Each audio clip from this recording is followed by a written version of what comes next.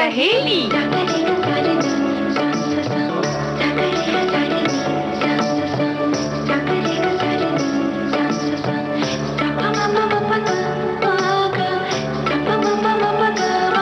सखी सहेली।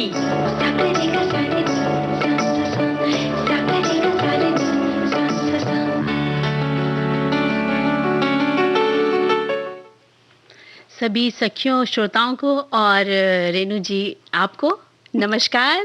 नमस्कार मंजरी वर्मा को भी नमस्कार, हमारे सभी साथियों को श्रोताओं को भी नमस्कार। नमस्कार और स्वागत है कार्यक्रम में। भाई आज तो हम डट कर तैयार हैं। बिल्कुल तैयार है, क्योंकि बस विषय ही ऐसा है कि ऐसा? हाँ, क्योंकि मतलब जोश से भरा है, फुर्ती से भरा है और इसमें जुनून भी होना चाहिए। और बात कर रहे हैं रेणु जी हम सखी विशेष के बारे में। अच्छा, इसलिए ये बात कही गई। हमने तो सोचा कि कार्यक्रम लेकर हाजिर है, हमारे श्रोता बहुत तरह तरह के सवाल करते हैं, तो उसका सामना करना है तो थोड़ा हौसला रखना होगा, थोड़ा धैर्य रखना होगा। और वैसे बहुत सारे सुझाव भी हमारे साथियों ने लिखकर भेज दिए हैं कि हालात का सामना करना हो तो कैसे करें, किन किन जो है ना वो उन्होंने टिप्स दे रखे हैं। तो हमने पुड़िया बना बना के सब रख लिया है, इधर उधर ढेर सारी देखो पुड़िया बना ली है। तो उसका सामना कैसे करें वो तो है ही, और जो तुमने सखी विशेष की बात कही वो तो है ही आज का टॉपिक बड़ा खास ना। बिल्कुल, आज हम बात करेंगे रीत अब्राहम के बारे में, जो कि एक एथलीट खिलाड़ी है। और इसी तरह हम बात करेंगे कि हम महिलाओं को अपने सुंदरता की बहुत चिंता रहती है, पुरुषों को भी रहती है, ऐसा नहीं है। नहीं, आप अभी कहेंगे देखो पुरुषों को भी रहती है। हाँ, बिल्कुल रहती है। तो कुछ ऐसे घरेलू फेस पैक के बारे में हम बात करेंगे कि कैसे हम आसानी से बना सकते हैं, इस्तेमाल कर सकते हैं। और जब फेस पैक लगा लें तब चित्रलेखा सुन लेंगे या तो गीत सुन लेंगे, और या चित्रलेखा सुनते हुए पैक लगा लें या पैक लगा कर सुन लेंगे। क्योंकि आज का दिन है ना, तो चित्रलेखा भी सुनना है। ये धारावाहिक जो है बड़ा महत्वपूर्ण इसका विषय है, पाप और पुण्य, और ये जीवन शैली के बारे में है, जिंदगी के बारे में है। तो इसके बारे में बात करेंगे। तो कहाँ से शुरुआत, कहाँ से की जाए? फेस पैक पहले लगा लिया जाए? नहीं, फेस पैक तो बाद में लगाएंगे। क्योंकि अभी तो हम वैसे भी लगा के आए हैं तो कोई जरूरत नहीं है। अच्छा, तभी चमक रही हो जी। अब हम बात करेंगे रीत अब्राहम के बारे में। तो जो रीत अब्राहम जो है वो बेंगलुरु भारत की एक एथलीट है और लंबी कूद और 100 मीटर बाधा दौड़ और हेप्टाथलॉन में पूर्व राष्ट्रीय चैंपियन है। और रीत मैसूर से आई हैं और 12 साल की उम्र से ही खेल के प्रति पूरी तरह से समर्पित हो गई। रीत ने मैसूर के कॉन्वेंट से पढ़ाई करी और जहां खेलों को भी बहुत प्राथमिकता दी जाती थी। बिल्कुल, यानी कि उन्होंने पढ़ाई के साथ साथ अपने खेल के ऊपर भी अच्छी तरह से ध्यान दिया। ये बड़ी अच्छी बात है और तभी तो आज हम उनकी बात कर रहे हैं। रीत अब्राहम एक ऐसा नहीं है कि सिर्फ उन्होंने जिस खेल की तुमने अभी जैसे बात की ना, 100 मीटर बाधा दौड़, हेप्टाथलॉन की बात है, इसके अलावा एक अच्छी खो खो, बास्केटबॉल, विश्वविद्यालय और राज्य स्तर पर एथलेटिक के अलावा उन्होंने थ्रो बॉल खिलाड़ी भी रही हैं, खेला है उन्होंने। और बाद में उनको ऐसा लगा कि एथलेटिक्स पर ज़्यादा ध्यान देना चाहिए और उन्हें उस पर रुचि उधर गई और फिर वो शुरू हो गई। वहाँ पर बेंगलुरु के महारानी कॉलेज में वो पढ़ती थी और विभिन्न खेलों के क्षेत्र में अपने अपने विद्यालय में राज्य स्तर पर भी देश का भी उन्होंने प्रतिनिधित्व किया। बिल्कुल। और 15 वर्षों यानी 1976 से लेकर 1992 के अंतराल में अपने एथलेटिक्स करियर के दौरान रीत ने कई अवसरों पर कर्नाटक राज्य और भारत का प्रतिनिधित्व किया और साथ ही कई रिकॉर्ड भी बनाए। और उनकी सारी उपलब्धियां समर्पण और अनुशासन की भावना का ही वो परिणाम थे कि वो इतनी सफल हो पाई। बिल्कुल सही बात है। राष्ट्रीय स्तर की चैंपियनशिप में रीत ने कुल 16 स्वर्ण और 11 रजत पदक जीते। राष्ट्रीय खेलों में उन्होंने हेप्टाथलॉन में 1983 से लेकर 87 तक कई पदक जीते और फिर 1988 के बाद 100 मीटर बाधा दौड़, फिर लंबी कूद में प्रयासरत हो गई और फिर उन्होंने अपना रुख कहना चाहिए एकदम फोकस कर लिया और राष्ट्रीय स्तर पर भी उन्होंने बहुत उत्कृष्ट प्रदर्शन किए। और हेप्टाथलॉन 100 मीटर बाधा दौड़ और लंबी कूद और राष्ट्रीय रिकॉर्ड प्राप्त करने में उन्हें राष्ट्रीय चैंपियन होने का श्रेय प्राप्त है। उनकी सर्वश्रेष्ठ उपलब्धि एक माँ के रूप में थी रेणु जी, जब उन्होंने अपने बच्चे को जन्म देने के बाद के 10 महीने के भीतर ही एक राष्ट्रीय चैंपियनशिप जीती। यानी कि माँ के रूप में भी वो एक चैंपियन रही और अंतर्राष्ट्रीय स्तर पर कई पदक जीतकर भारत में एक अलग पहचान बनाई रीत ने। तो 2 एशियाई खेलों में 3 एशियाई ट्रैक एंड फील्ड चैंपियनशिप और 2 दक्षिण एशियाई खेलों में आपने हिस्सा लिया। जी, और कुल मिलाकर दक्षिण एशियाई खेलों में 3 स्वर्ण और 1 रजत पदक जीता। लंबी कूद में दक्षिण एशियाई खेलों का रिकॉर्ड भी बनाया। रीत राष्ट्रीय रिकॉर्ड और दक्षिण एशियाई खेलों के रिकॉर्ड को तोड़ने वाली पहली भारतीय खिलाड़ी भी बनी और वे एक मां के रूप में व्यक्तिगत स्पर्धा में एशियाई पदक जीतने वाली पहली एशियाई महिला होने का श्रेय भी आपको जाता है। क्या बात है। और रीत एक सक्रिय एथलीट है। 35 वर्षों से अधिक एथलीट्स के लिए विश्व मास्टर्स एथलेटिक्स चैंपियनशिप में नियमित रूप से प्रतिस्पर्धा किया आपने, और 2003 में कैरोलिना और प्यूर्टो रिको, फिर 2011 में संयुक्त राज्य अमेरिका, 2013 में ब्राजील में विभिन्न कार्यक्रमों में आपने हिस्सा लिया और पदक भी जीत चुकी हैं। बिल्कुल, और 2003 में कैरोलिना प्यूर्टो रिको में रीत ने W40 श्रेणी में लॉन्ग जंप में कांस्य पदक जीता, और 2011 में सैक्रामेंटो में रीत ने लॉन्ग जंप के लिए रजत पदक और W45 श्रेणी में ट्रिपल जंप के लिए रजत पदक जीता, और 2011 में पोर्ट एलेग्रे में उन्होंने W50 श्रेणी में लॉन्ग जंप के लिए कांस्य पदक भी जीता उन्होंने। तो भाई इस तरह से लगातार एक के बाद एक इस तरह से उन्हें उपलब्धियां मिलती रहीं और पदक मिलते रहे, और इसी तरह से नवोदित एथलीट्स के लिए जो है वो प्रशिक्षण का कार्य कर रही हैं, समर्थन देती हैं, उन्हें बढ़ावा देती हैं, प्रोत्साहित करती हैं, और इस तरह से एक संगठन की उन्होंने शुरुआत की और बेंगलोर के क्लब में कोच के रूप में कार्य कर रही हैं, यानी कि कह सकते हैं कि बच्चों को उन्होंने सिखाया। तो बहुत सारे इस तरह से पुरस्कार उन्हें मिल चुके हैं, और अर्जुन पुरस्कार उन्हें मिल चुका है 1997 में, जो हमारे खिलाड़ियों के लिए सर्वोच्च पुरस्कार है। 1999 में उत्कृष्ट उपलब्धियों के लिए इंडियन बैंक्स एसोसिएशन अवार्ड भी आपको मिल चुका है। बिल्कुल, और 1999 में ही एथलेटिक्स में योगदान के लिए रोटरी अवार्ड और लायंस क्लब अवार्ड भी उन्हें मिला, और इसके साथ साथ उन्हें राज्य पुरस्कार भी मिल चुके हैं। तो है ना कि ढेर सारी बधाई उन्हें हम देते हैं, और इस तरह से बच्चों को प्रोत्साहित करना चाहिए, आगे बढ़ाना चाहिए, वो जिस क्षेत्र में रुचि रखते हो। और रेणु जी, सुन लेते हैं एक गीत। फिल्म का नाम बता देते हैं पहले ही कि बरसात की एक रात का ये गीत है। क्या बात है। तो चलिए मिलकर सुनते हैं।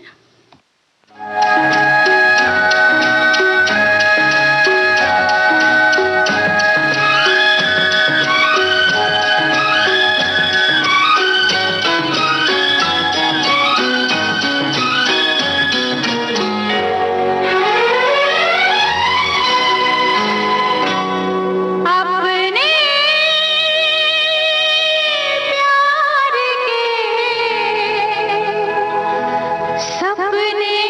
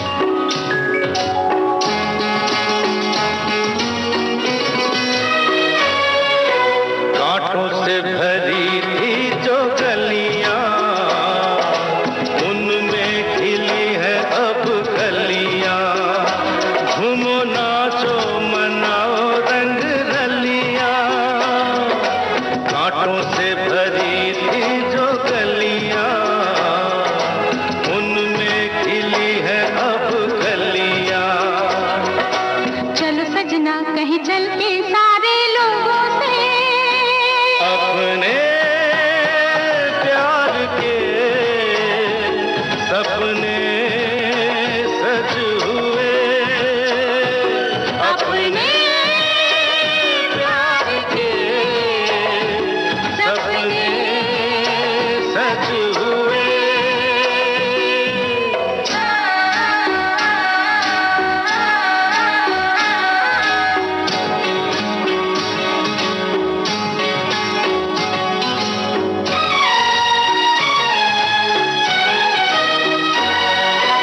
जब जब मिले जीवन को सजना, तुम ही मुझे पहनाओ कंगना।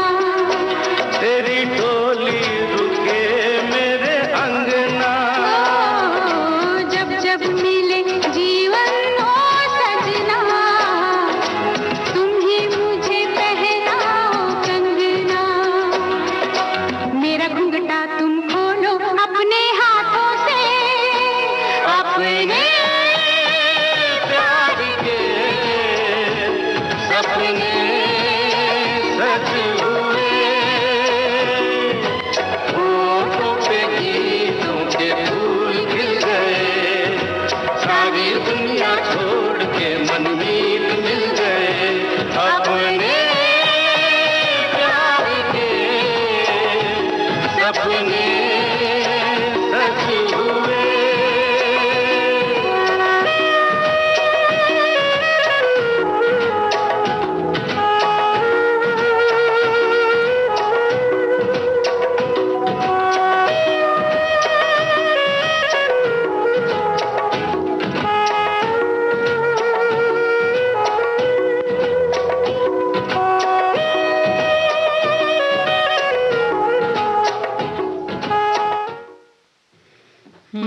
तो बड़ा प्यारा सा ये गीत हमने सुना, बरसात की एक रात फिल्म का। ये तो हमने पहले ही बता दिया था है ना। तो चलिए, ये हम लोग बात करने वाले थे ना कि सौंदर्य के पैक के बिल्कुल। बारे में। तो क्या क्या पैक बता रहे हैं हम लोग? बस शुरुआत कर देते हैं कि चंदन पाउडर आप लीजिए, उसमें गुलाब जल मिलाकर उसका पेस्ट बना लीजिए और बस अपने चेहरे पे 10 से 15 मिनट लगाना है और सूखने के बाद उसको आपको धो देना धो है। देना। चंदन इस मौसम में खास तौर से बहुत शीतलता देता है, तो जाहिर है कि जो भी जलन वगैरह है आपको महसूस होती है वो भी ठीक हो जाएगी, और अगर छोटी मोटी फुंसियां आदि जैसी हैं, दाने कुछ हैं, तो उन्हें भी राहत मिलेगी। इसी तरह से हमारी साथियों ने लिखकर भेजा है कि कद्दूकस किए हुए खीरे में 1 चम्मच एलोवेरा जेल मिलाएं और अगर हमें इस पेस्ट को चेहरे पर लगा लें, फिर 20 मिनट बाद चेहरे को साफ पानी से धो लें। खीरे में मौजूद vitamin C, vitamin A, antioxidant चेहरे एजेंट जो है वो चेहरे की डेड स्किन और सेल्स को रिमूव कर देते हैं, फ्रेश और चमकदार बनाने में मदद करते हैं। वहीं एंटी एजिंग और एंटीबैक्टीरियल तत्वों से युक्त एलोवेरा दाग धब्बों झुर्रियों को कम करके फेस को मॉइस्चराइज रखने का काम करता है। ये बहुत ही अच्छा सा फेस पैक हमारी सखियों ने भेजा है। और इसी तरह एक और पैक की विधि बताई है इन्होंने कि मसूर की दाल दूध में भिगाकर इसका पेस्ट बनाकर बना लें आप। अगर आपके पास गुलाब की पंखुड़ियां हैं तो वो मिला दें, फिर से चेहरे पर पैक की तरह लगा लें और 10 मिनट के बाद इसे ठंडे पानी से धो लें। धूप से जली त्वचा के लिए ये कारगर है। तो बड़े अच्छे सुंदर से नुस्खे हमारी सखियों ने भेजे हैं। और इसी तरह होता ना कि रेणु जी, हल्दी पाउडर में थोड़ा सा दूध मिलाकर लगाने से दाग धब्बे जो चेहरे के होते हैं उसको वो भी हल्के हो जाते हैं। और हल्दी तो कहती है ना कि त्वचा पर निखार आ जाता है। बिल्कुल। और जब शादी वादी होती है ना, उस समय हल्दी का वो रहती है, एक रस्मी रहती है बाकायदा। बिल्कुल। ऐसे ही आलू जो है वो बहुत नेचुरल ब्लीच का काम करता है, यानी रंग साफ करता है, रंगत भी निखारता है। तो आलू का रस निकाल लें, कद्दूकस कर लें और निचोड़ लेंगे तो वैसे ही निकल जाएगा। फिर 15 मिनट तक चेहरे पर सीधे सीधे लगा लें और हल्के हाथ से फिर उसके बाद आप उसको रब कर लें या मसल दें चेहरे पर और फिर साफ कर दें।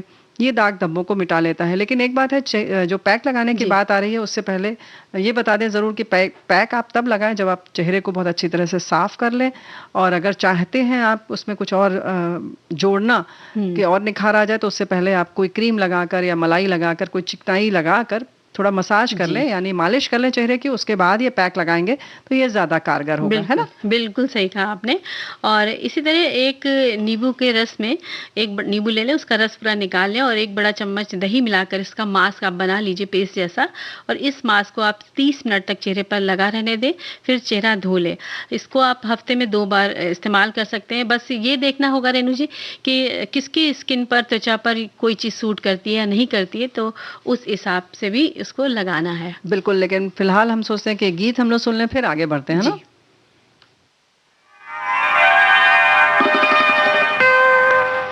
ये जुल्फ कैसी है, जंजीर जैसी है, ये जुल्फ कैसी है, जंजीर जैसी है, वो कैसी होगी जिसकी तस्वीर ऐसी है।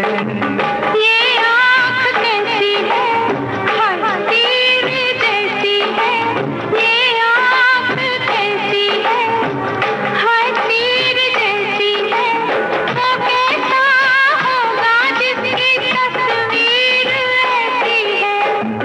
ये जुल्फ कैसी है, जंजीर जैसी है, वो कैसी होगी जिसकी तस्वीर ऐसी है। वो कैसा होगा जिसकी तस्वीर ऐसी है।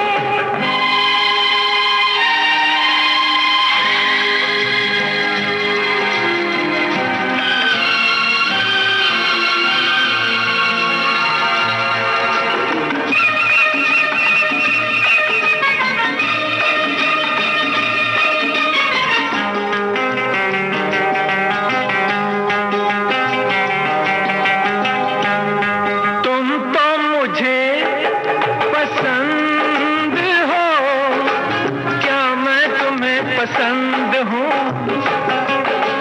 क्या तुम रजामंद हो, मैं तो रजामंद हूँ। बोलो चुप क्यों हो, मैं तुमसे क्या बोलूं, तकदीर कैसी है। मैं तुमसे क्या बोलूं, तकदीर कैसी है। वो कैसा होगा जिसकी तस्वीर ऐसी है। ये जुल्फ कैसी है, जंजीर जैसी है, वो कैसी होगी जिसकी तस्वीर ऐसी है।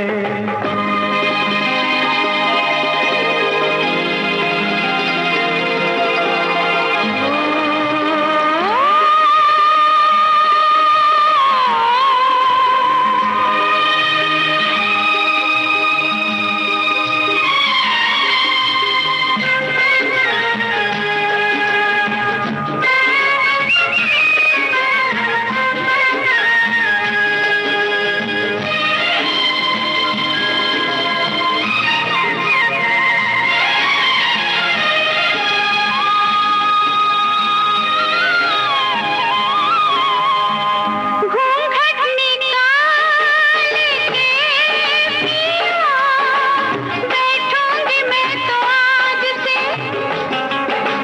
देखो ना इस तरह मुझे, मर जाऊंगी मैं लाज से। चलो उधर देखो, ये ख्वाब कैसा है, ताबीर कैसी है, ये ख्वाब कैसा है, ताबीर कैसी है, वो कैसी होगी जिसकी तस्वीर ऐसी है।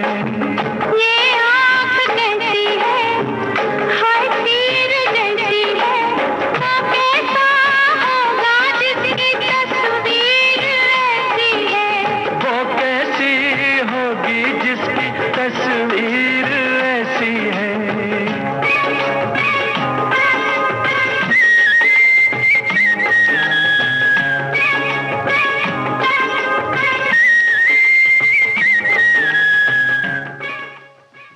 हम्म, तो भाई ये जो गीत है, ये जुल्फ की बात है, और बिल्कुल। चेहरा अगर खिला खिला हो तो ही जुल्फे भी अच्छी लगती हैं कि नहीं। बिल्कुल अच्छी लगती हैं। और ये गाना हमने लिया था पिया का घर फिल्म से। तो ठीक है, फिर आगे चलते हैं रसोई घर की तरफ। बिल्कुल चलते हैं क्योंकि वहाँ पे बहुत सारी चीजें रहती है ना। भाई तो आलू कस ले, कद्दूकस कर ले, और इसमें 1 चाय का चम्मच शहद मिला ले, और मिश्रण में अगर थोड़ा सा सूखापन लगता है तो थोड़ा शहद और मिला सकते हैं आप। और इससे बना हुआ जो मास्क है, वैसे तो सूखापन नहीं लगेगा क्योंकि आपने शहद मिलाया है, आलू में ऑलरेडी रस रहता है। अब इसके बाद इसके मास्क को इससे अच्छी तरह से पहले दोनों को मिला लें, फिर 15 मिनट तक चेहरे पर लगा लें और फिर साफ पानी से धो लें इसको। और इसी तरह 2-3 बादाम को आप रात भर पानी में भिगो कर रख दें और इसका सुबह पेस्ट बना लीजिए और गुलाब जल मिला करके इसको चेहरे पर कुछ देर के लिए लगा दें। फिर जैसे इसको धोना है तो आप धो लीजिए। 2-3 बादाम, मतलब अगर इसको जी पेस्ट बनाना होगा। हाँ, पेस्ट बनाना होगा। रात भर भीगे रहेंगे तो वो अच्छे से पिस वैसे हमें लगता है कि पेस्ट बनाने के लिए बता दें जरूर, क्योंकि 2-3 आप जब पीसेंगे तो बड़ा मुश्किल है इसका पेस्ट बनना, तो उसको आपको पत्थर की उसमें घिसना चाहिए। अगर आप घिस लेंगे तो खूब मुलायम सा उसका पेस्ट बन जाता है। बिल्कुल। और इसी तरह प्याज का रस और नींबू का रस मिलाकर भी आप थोड़ा सा पेस्ट जैसा ये तैयार हो जाएगा हल्का सा, इसको बस अपने लगा लें चेहरे पर। इसको भी आप लगा के कुछ देर बाद धो लें। तो ये सारी चीजें जो जैसे तुम बता रही हो ना, कद्दूकस कर लें, ये कर लें, वो कर लें। इतनी गर्मी है मंजरी, खाना बनाने के लिए तो रसोई घर में जाना बड़ा मुश्किल है, तो हालांकि पैक बनाना पड़ेगा तो आपका कहीं पैक ना बन जाए। लेकिन बेहतर है कि इन सारी सामग्री को लेकर आप आराम से पंखे के नीचे भी खड़े होकर बना सकते हैं। तो सुझाव हमारा यही है, इसलिए हमने कहा क्योंकि आप इसको रसोई घर में न बनाएं, क्योंकि अगर पसीना आ गया उसके ऊपर आपने पैक लगाया तो सारा बह जाएगा। बिल्कुल। तो जैसे कि हम लोग अक्सर काम वाम करते हैं, मलाई निकालते हैं जब दूध पर से, तो हम लोग आजकल चम्मच से और झरनी आदि का इस्तेमाल करते हैं। पहले लोग हाथ से निकालते थे और उसको वैसे ही हाथ में ऐसे से लगाया और उसी को चेहरे पर लगा लिया। तो हमारा कहने का ये मतलब है कि आप भले ही चम्मच से निकालें, लेकिन उसको थोड़ा सा आप अपने हाथ पर भी ले लें, उस क्रीम को चेहरे पर लगा लें। बिल्कुल, है ना, बहुत अच्छा पैक बनेगा। और अब हम सुन लें एक गीत और सुन लें। मतलब इतनी जल्दी जल्दी जल्दी जल्दी भाई, इसी तरह से एलोवेरा वगैरह भी प्रयोग में लिया जा सकता है। बाकी हमारी जो बहनें जानती हैं कि आप जो भी फल खा रहे हैं, पपीता आदि जो भी, उसका एक टुकड़ा लीजिए और उसको चेहरे पर आप अपने मुलायमियत से लगा लीजिए, बहुत आराम मिलेगा। बिल्कुल, फलों का तो बहुत अच्छा आपने बताया, ये तो सब आजकल खा ही रहे हैं लोग फल, तो अपना लगा सकते हैं। तो अब हम गीत भी सुन सकते हैं, बिल्कुल सुन सकते हैं।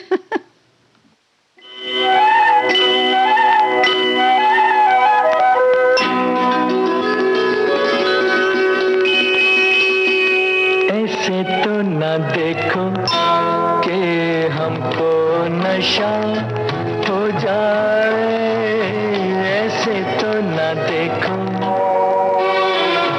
खूबसूरत सी कोई हमसे खता हो जाए, खूबसूरत सी कोई हमसे खता हो जाए, ऐसे तो न देखो।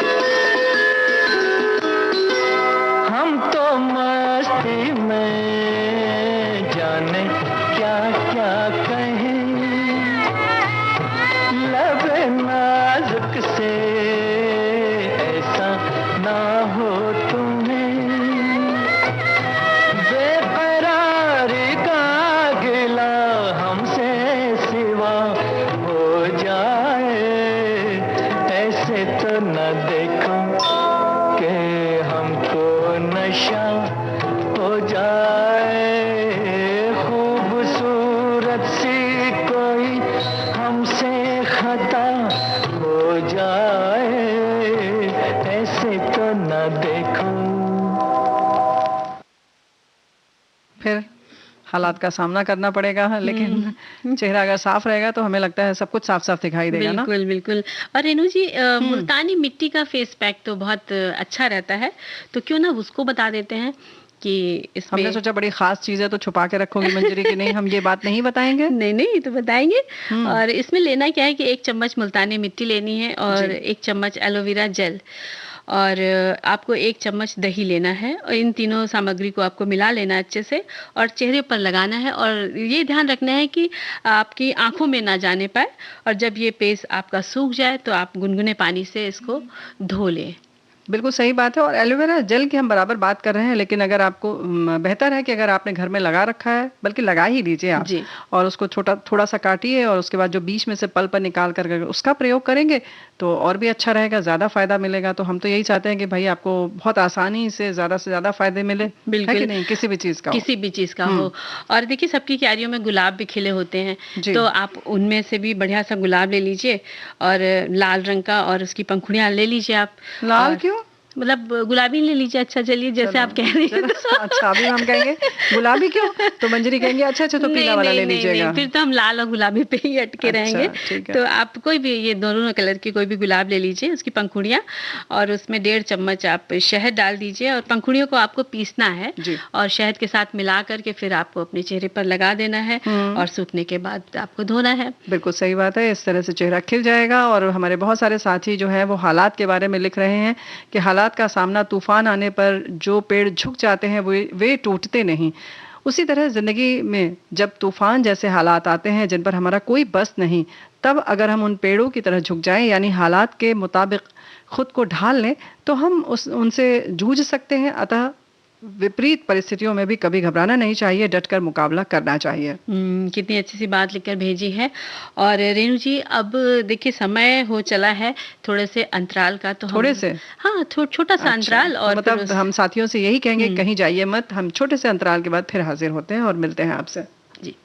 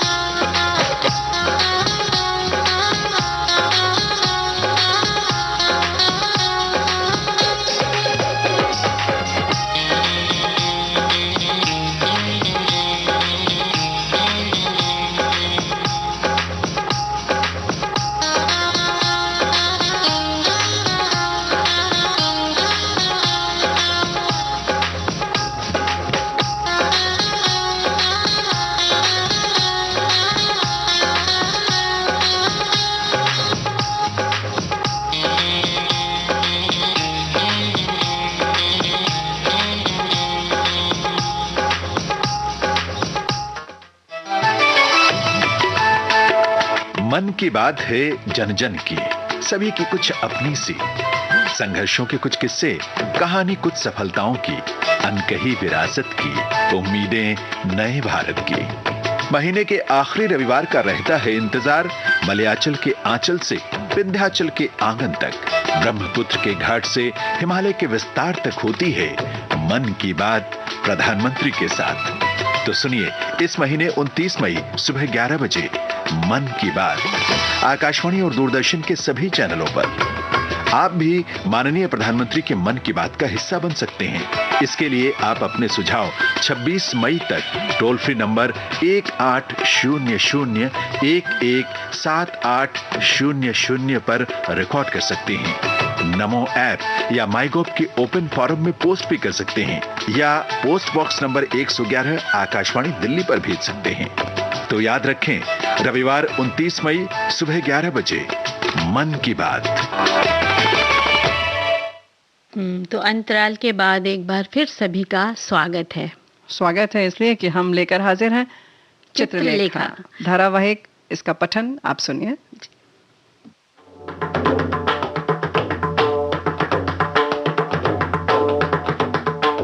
चित्रलेखा।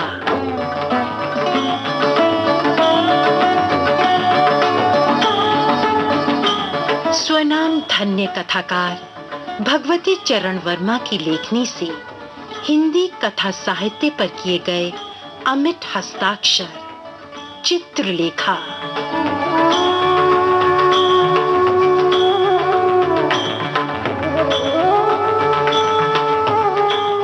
पाप और पुण्य की पहेली में उलझे इसी उपन्यास के पात्रों से घिरे हुए हैं आजकल हम, और पढ़ रहे हैं चित्रलेखा।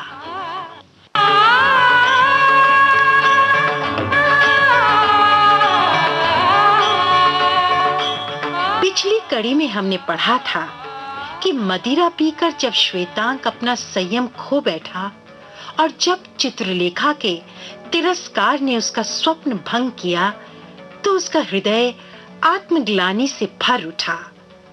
बीजगुप्त के पास पहुंचकर पश्चाताप से द्रवित स्वर में उसने क्षमा याचना की।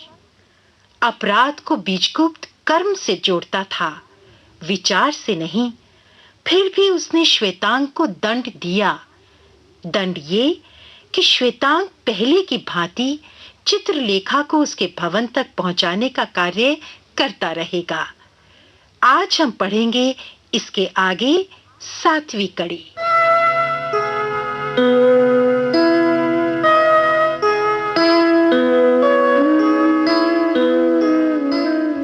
विशाल देव ने कुमारगिरी में एक महान आत्मा देखी। कुमारगिरी के ज्ञान और तेज के सामने वो झुक गया। कुमारगिरी के तर्क अकाट्य थे। विशाल देव के सब भ्रमों का वो क्षण में निवारण कर देता था। कुमारगिरी ने विशाल देव को योग का अभ्यास कराना आरंभ कर दिया। कुमारगिरी को योग्य शिष्य मिला और विशाल देव को योग्य गुरु। उस दिन कुमारगिरी विशाल देव को उपासना का महत्व बतला रहे थे। उस समय सूर्यास्त हो चुका था। निर्जन में कुमारगिरी की कुटी का दीपक टिमटिमा रहा था। अचानक द्वार पर पद ध्वनि सुनाई दी और साथ ही किसी ने कहा, भूले हुए पथिक रात्रि भर के लिए आश्रय चाहते हैं। उनका स्वागत है। मेरी कुटी प्रत्येक भूले हुए प्राणी के लिए खुली है। उसी समय एक स्त्री के साथ एक पुरुष ने कुटी में प्रवेश किया। स्त्री को देखकर योगी कुमारगिरी चौंक उठे। उन्होंने पुरुष से कहा, अतिथि, तुमने मुझे पहले ही क्यों नहीं बताया कि तुम्हारे साथ एक स्त्री भी है? तुम्हें यह ज्ञान होना चाहिए कि यह उस योगी की कुटी है जो संसार छोड़ चुका है। भगवान, मुझे यह तो ज्ञात है कि ये एक योगी की कुटी है, पर यह नहीं सोचा था कि एक इंद्रियजित योगी को केवल रात्रि भर के लिए एक स्त्री को, और वो भी ऐसी स्त्री को जो एक पुरुष के साथ है, आश्रय देने में संकोच होगा। मैंने इस कुटी में स्त्री को आश्रय देने में संकोच किया, वो केवल इसलिए कि स्त्री अंधकार है, मोह है, माया है, वासना है। ज्ञान के आलोकमय संसार में स्त्री का कोई स्थान नहीं। पर फिर भी तुम दोनों मेरे अतिथि हो, इसलिए तुम दोनों का अतिथि सत्कार करना मेरा कर्तव्य है। प्रकाश पर लुप्त पतंग को अंधकार का प्रणाम है। वाक्य तीर की भांति पैना तथा घातक था, स्वर संगीत की भांति कोमल। सौंदर्य में कवित्व था, वासना की मस्ती में अहंकार। कुमारगिरी इस असाधारण स्त्री का असाधारण अभिवादन सुनकर चौंक से उठे। उन्होंने उस स्त्री की ओर ध्यान से देखा। स्त्री को देखकर वे चकित हो गए। अपने जीवन में उन्होंने इतनी सुंदर स्त्री न देखी थी। स्त्री के उस वाक्य का उत्तर देना उन्होंने उचित न समझा। पुरुष से उन्होंने कहा, क्या मुझको अपने अतिथियों का परिचय पाने का अधिकार है? भगवान, दास का नाम बीजगुप्त है और वो पाटलिपुत्र का एक सामंत है, और ये स्त्री पाटलिपुत्र की सर्वसुंदरी नर्तकी चित्रलेखा है। नर्तकी चित्रलेखा, तुम्हारे कवित्व की कर्कशता पर उन्माद का आवरण है। तुम्हारे विष को तुम्हारा सौंदर्य छिपाए हुए है। तुम मेरी अतिथि हो और तुमने मेरी अभ्यर्थना की है। आशीर्वाद देना मेरा धर्म है। भगवान तुम्हें सुमति प्रदान करें। योगी, सुमति के अर्थ में भेद होता है। अनुराग का सुख विराग का दुख है। प्रत्येक व्यक्ति अपने सिद्धांतों को निर्धारित करता है तथा उन पर विश्वास भी करता है। प्रत्येक मनुष्य अपने को ठीक मार्ग पर समझता है और उसके मतानुसार दूसरे सिद्धांत पर विश्वास करने वाला व्यक्ति गलत मार्ग पर है। और सत्य एक है, वास्तविकता का ज्ञान। मार्ग वही ठीक है जिससे शांति तथा सुख मिल सके। शांति और सुख? शांति अकर्मण्यता का दूसरा नाम है, और रहा सुख, उसकी परिभाषा एक नहीं। योगी कुमार गिरी नर्तकी चित्रलेखा के मुख से दर्शन के विकृत सिद्धांतों को तर्कयुक्त सुनकर स्तब्ध रह गए। जिस स्त्री से वे बातें कर रहे थे वो सुंदरी होने के साथ साथ विदुषी भी थी। उस स्त्री में विचार शक्ति थी और प्रतिभा भी थी। प्रतिभा का मुकाबला प्रतिभा ही कर सकती है, और ज्ञान के क्षेत्र में प्रतिभा तथा मौलिकता का सर्वोच्च स्थान है। तपस्या का तेज नवयुवक योगी के सुंदर वेश को आलोकित कर रहा था। कुमार गिरी की बड़ी बड़ी आंखों में शांति की ज्योति थी। योगी की आंखें नर्तकी की आंखों से एक क्षण के लिए मिल गईं। वासना तपस्या के सामने कांप उठी। चित्रलेखा ने अनुभव किया कि जिस योगी के सामने वो बैठी हुई है वो बहुत उच्च कोटि का है। क्रांति और शांति का मुकाबला था। जीवन और मुक्ति में होड़ थी। शांति अकर्मण्यता का दूसरा नाम है, और अकर्मण्यता ही मुक्ति है। ठीक कहती हो। जिसे सारा विश्व अकर्मण्यता कहता है वो वास्तव में अकर्मण्यता नहीं है, क्योंकि उस स्थिति में मस्तिष्क कार्य किया करता है। अकर्मण्यता के अर्थ होते हैं जिस शून्य से उत्पन्न हुए हैं उसी में लय हो जाना, और वही शून्य जीवन का निर्धारित लक्ष्य है।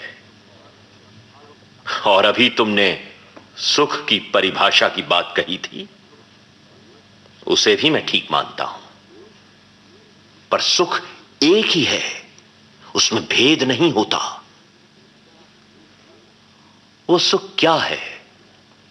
जब मनुष्य यही जान गया तब वो साधारण परिस्थिति से कहीं ऊपर उठ जाता है। योगी, तुम्हारे उस शून्य पर विश्वास ही कौन करता है?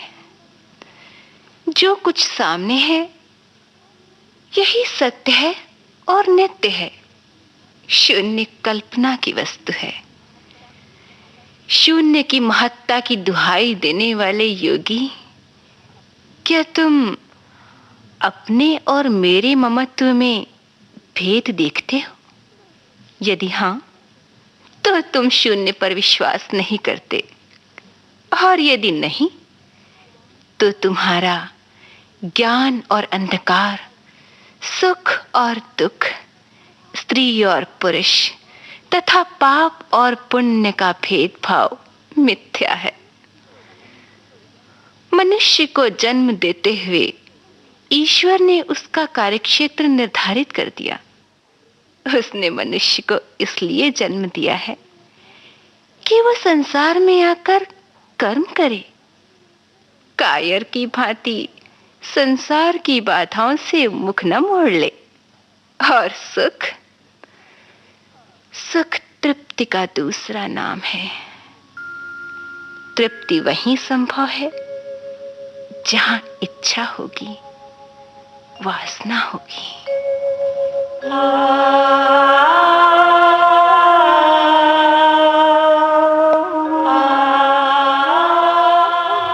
योगी गंभीर था और नर्तकी मुस्कुरा रही थी। बीजगुप्त अपनी शिष्या अथवा अपनी जीवन संगिनी चित्रलेखा के मुख से अपने सिद्धांतों को तर्कपूर्वक सुनकर मन ही मन चित्रलेखा पर मुग्ध था और विशाल देव नर्तकी के ज्ञान से चकित। दोनों कुमारगिरी के उत्तर की प्रतीक्षा कर रहे थे।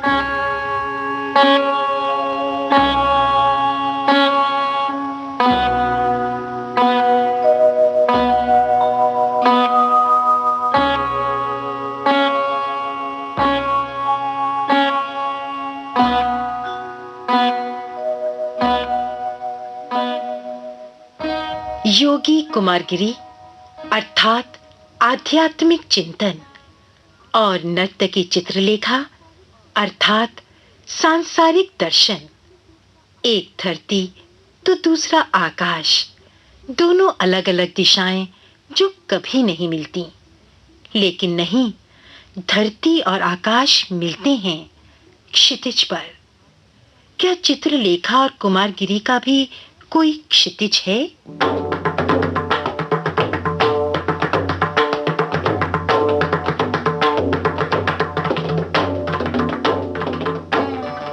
आज की कड़ी में कुमारगिरी को साकार किया सुधीर पांडे ने और चित्रलेखा की भूमिका में थी दिशी दुग्गल। बीजगुप्त बने कमल शर्मा। भगवती बाबू के इस उपन्यास में सूत्रधार का दायित्व निभा रहे हैं हरीश भीमाण।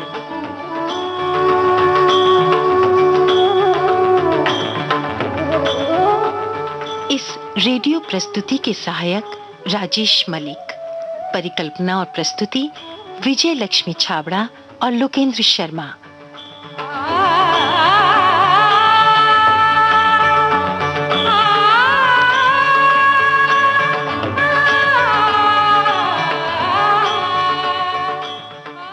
अब अगली कड़ी में भेंट होगी। तब तक के लिए पुष्पा सक्सेना का नमस्कार।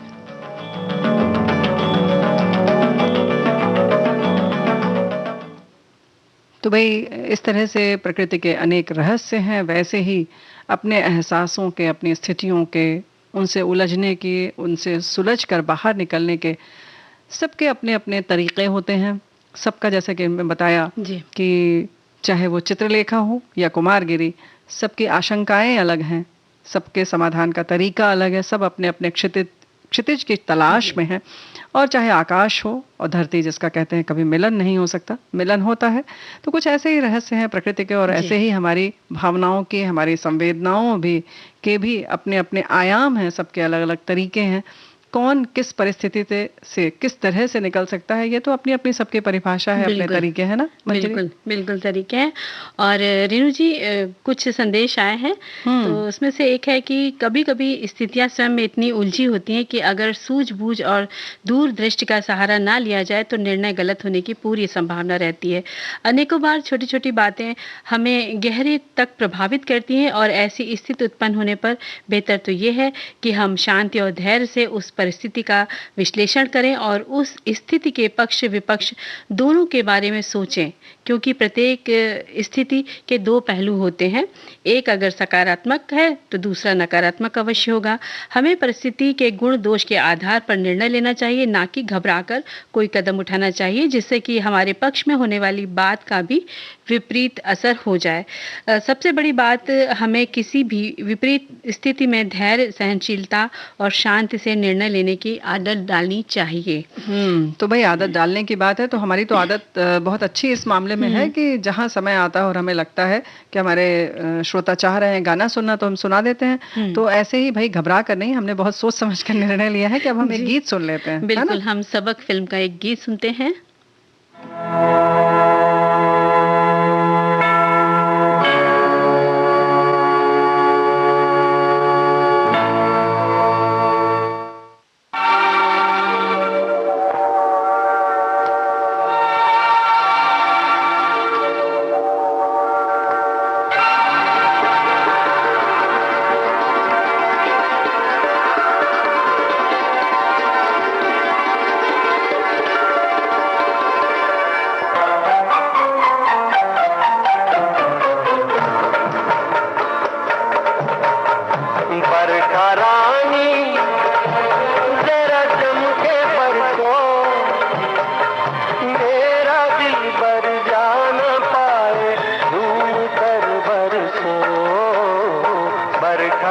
रानी, जरा जम के बरसो, मेरा दिल बर जा न पाए, झूम कर बरसो बरखा रानी।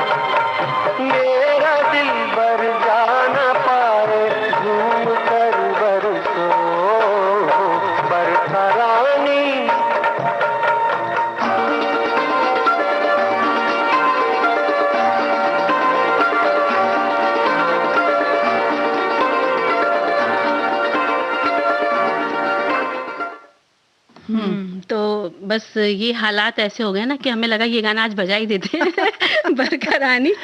भाई क्योंकि जैसे हमने धारावाहिक में सुना ना, क्रांति और शांति का मुकाबला है, हमारे साथी ने याद दिला दिया फिर से इस पंक्ति को लिखकर जिस पर कि समाप्त हुआ था कि क्रांति और शांति का मुकाबला है। तो ऐसे ही कहीं धूप है, कहीं बारिश हो रही है और कहीं आज भी कुछ उत्तर प्रदेश के कुछ क्षेत्रों में, यहाँ तक कि दिल्ली में भी सुनने में आया कि कुछ बारिश हो रही है, आंधी तूफान सा माहौल है, तो कहीं बहुत चिलचिलाती गर्मी है। तो ऐसे विरोधाभासी जीवन में हम जीते रहते हैं। प्रकृति भी सबक सिखाती है और हालात जो होते हैं, जैसे कि हमारे साथियों ने लिखा है कि नकारात्मक सकारात्मक दोनों होते हैं ना। और हमारे साथी ने लिखकर भेजा है, आज नहीं तो कल जिंदगी में हालात तो बदलते हैं, पर ऐसा नहीं बदलाव बुरे होते हैं, ये हमें समय के साथ बहुत कुछ सिखा के जाते हैं, हमको मजबूत बना देते हैं। और वही हमारे एक साथी लिखती हैं, हालात का सामना टॉपिक पर यही कहना चाहूंगी कि धैर्य बहुत जरूरी है उसका सामना करने के लिए। इन्होंने कुछ डॉट डॉट लिखा है और बहुत कुछ कहना चाह रहे हैं कि हमारे हालात कुछ ऐसे ही हैं, सोचती हूँ पहले कहूँ या सहूँ, जो ये मेरे हालात हैं एक दिन सुधर जाएंगे, लेकिन अब तब तक कई लोग मेरे दिल से उतर जाएंगे। क्या बात लिखी तो बात तो भाई आपने बहुत गंभीर लिखी है, जाहिर है कि आपकी जो स्थिति है वो कुछ ज्यादा गंभीर होगी। हाँ, दुविधा से भरी हुई है। लेकिन आपने स्वयं लिखा है कि हालात का सामना जो है धैर्य से करना चाहिए, आप खुद कह रही हैं। तो हमें उम्मीद है कि आप ऐसे ही धैर्य रखेंगे और एक दिन जरूर बहुत सारे हालात सुधर जाएंगे।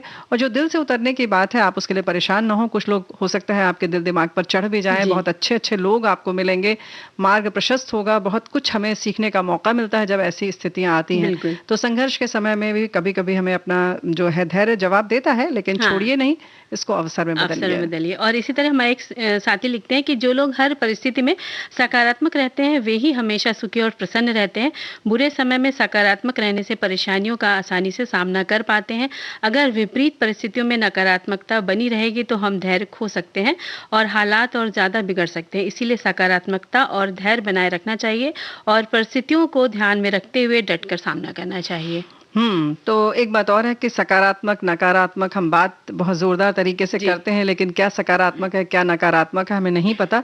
हो सकता है जो आज हमें नकारात्मक लग रहा है वो हमारे लिए सकारात्मक हो, और जो चीज़ हमें खराब लग रही है वो पता चलेगा कि ये अगर नहीं होती तो इससे भी ज्यादा विषम परिस्थिति आ सकती थी, ये थोड़े में निकल गई और इसके बाद बहुत सुखद सवेरा आ चुका है। इसकी भी हमें कहना चाहिए कि आंख खोलकर देखना चाहिए इसको, उसका स्वागत करना चाहिए, है ना? बिल्कुल। और एक लिखते हैं कि अभी तो हमारे हालात बहुत ही सुखद हैं, 3 छोटे बच्चे हैं घर में, चहु और प्यार ही प्यार छलक रहा है। तो क्या बात है ना? तो भाई देखो, बहुत सारे साथी अलग अलग ढंग से बता रहे हैं। आप लिखते हैं कि सकारात्मक नजरिया मतलब हालात का सामना करने के लिए बताते हैं कि सकारात्मक नजरिया, आत्मबल, आत्मविश्वास, इमेजिनेशन पावर जो अपने व्यक्तित्व में रखने की जरूरत होती है, पर्याप्त आहार, योग और सबकॉन्शियस ब्रेन में ऊर्जा देते हैं, खुश रहने की आदत को बढ़ाते हैं ये सारी चीजें। तो बिल्कुल सही बात है कि जो हमारा बाकी जो दिमाग है उस पर अपना ध्यान रखना चाहिए। और भी बहुत सारे लोग लिख रहे हैं कि अगर हम अपना आत्मबल बनाए रखेंगे तो हर स्थिति में हम उसका सामना कर सकते हैं, और स्थिति जो होती है उसका स्वागत करना चाहिए चाहे जैसी है। ये तो मान के चलना ही चाहिए ना, और मान के चलने की जरूरत है, माने चाहे नहीं माने। रात के बाद तो सवेरा होना ही है, और हर बात के बाद जो है गीत भी होना ही है। बिल्कुल हो रहा है।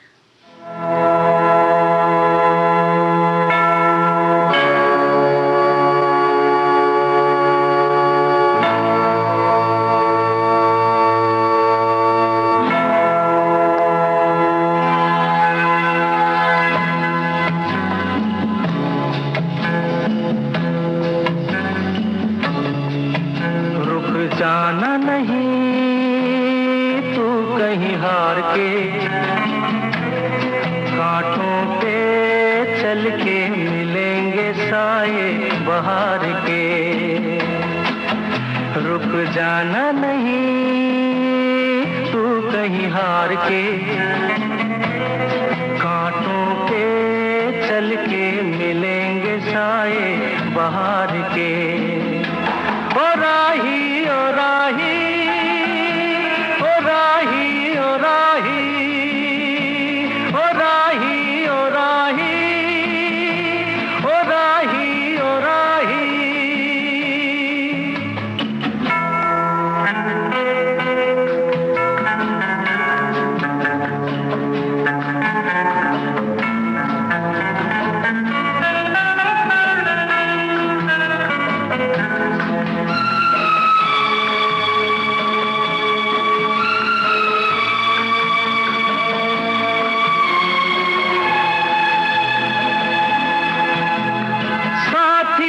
कारवां है ये तेरा इम्तिहान है, साथी न कारवां है ये तेरा इम्तिहान है। यूं ही चला चल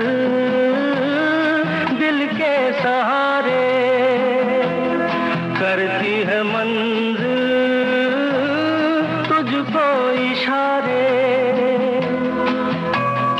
देख कहीं कोई रोक नहीं ले तुझको पुकार के। ओ राही ओ राही ओ राही ओ राही, रुक जाना नहीं तू कहीं हार के, कांटों पे चल के मिलेंगे साए बहार के।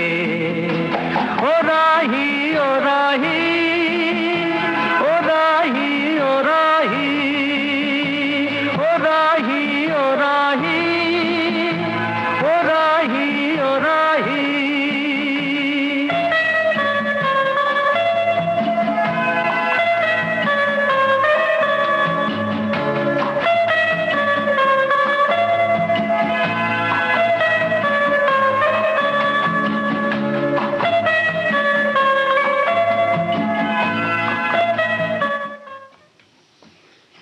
तो ये गीत था कि भाई रुकना नहीं है, हमें आगे बढ़ते ही जाना है कैसी भी स्थितियां हो। और ये फिल्म थी इम्तिहान, फिल्म से हमने ये गीत लिया। और जो कहते हैं ना कि बस आगे बढ़ते जाना है, रुकना नहीं है। तो मतलब हालात से डरना नहीं है, जिंदगी में सुख और दुख तो देखिए लगे रहते हैं जी, है ना। तो ये बात निर्भर करती है कि आप हालात को किस तरह से लेते हैं, और बेहतर यही है कि हम उसको हमेशा सकारात्मक तरीके से लें और उसका स्वागत करें। बात बराबर मैं कहती हूँ कि अगर स्थिति का आपके पास समाधान है तो परेशान मत होइए, अगर समाधान नहीं है तब तो बिल्कुल ही परेशान मत होइए। बिल्कुल। और समय समाप्त होता हो तो नमस्कार कह दीजिए। बिल्कुल, हमारा मंजी वर्मा का नमस्कार और रेणु चतुर्वेदी का भी नमस्कार स्वीकार कीजिए।